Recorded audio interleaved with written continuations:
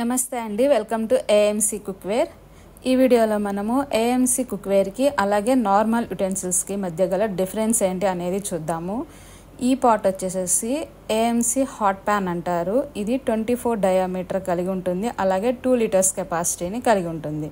ఇప్పుడు దీంట్లో మనము ఎగ్స్ బాయిల్ చేసి ఎలా వచ్చిందో చూద్దాము.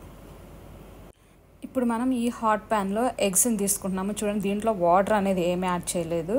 అలాగే పక్కన మరొక యుటెన్సిల్లో ఎగ్స్ తీసుకుని 3 ఎగ్స్, దాంట్లో కంప్లీట్గా ఎగ్స్ మునిగే వరకు కూడా మనము వాటర్ని యాడ్ చేసుకున్నాము.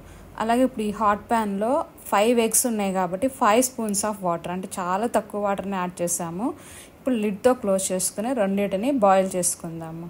ఇది కేవలం 5 మినిట్స్లోనే ఏఎంసీ కుక్వేర్లో ఉన్న ఎగ్స్ అనేది బాయిల్ అయిపోతాయి. చూడండి, 98కి రీచ్ అవ్వగానే మనం స్టవ్ ఆఫ్ చేసేసుకొని మనం పక్కన పెట్టుకున్నట్టయితే అది కంప్లీట్గా కూల్ అయ్యే వరకు పక్కన పెట్టుకోవాలి. అట్లాగే పక్కనే ఉన్న యుటెన్సిల్లో ఉన్న ఎగ్స్ కూడా చూడండి బాయిల్ అవుతున్నాయి. కాకపోతే ఇది 10 to 15 మినిట్స్ టైం అనేది తీసుకుంటుంది.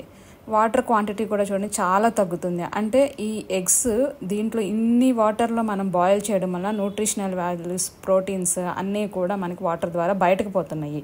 బట్ ఏఎంసీ కుక్వేర్లో బాయిల్ చేసిన ఎగ్స్లో అలా జరగట్లేదన్నమాట. ఇప్పుడు ఈ షెల్స్ అనేది ఓపెన్ చేసి ఎగ్ని కట్ చేసి చూద్దాము రెండిట్లోనే ఎలా వచ్చినాయి అనేది, ఏఎంసీ బౌల్లో అలాగే నార్మల్ యుటెన్సిల్లో. ఇదిగో చూడండి, నార్మల్ దాంట్లో ఉడికేసిన బౌల్స్ ఎగ్ కలర్ అనేది లైట్గా షేడ్ అయిపోయినట్టుగా వచ్చినాయి. అంటే దీంట్లో ఉన్న మినరల్స్ కానీ, వైటమిన్స్ కానీ, ప్రోటీన్ కానీ అన్నీ బయటకు పోవడం, ప్లస్ ఆ కలర్ కూడా కోల్పోతుంది. బట్ ఏఎంసీలో చూడండి ఎంత బ్రైట్గా న్యాచురల్ కలర్, ఒరిజినల్ ఎగ్ అనేది ఎలా ఉంటుందో ఆ విధంగానే ఉన్నాయి. మనం ఏం వాల్యూస్ లాస్ అవ్వకపోవడం వలన యాజ్ టీజ్గా మనకి ఏవైతే కుక్ చేస్తామో అట్లా మనకి వాల్యూస్ వస్తాయి. సో ఇంకెందుకు ఆలస్యం, మీరు అబ్జర్వ్ చేశారు కదా, వెంటనే ఏఎంసీ కుక్వేర్ని బుక్ చేసుకోవాలంటే స్క్రీన్ పైన ఉన్న నెంబర్కి కాల్ చేయండి. Thank you for watching this video.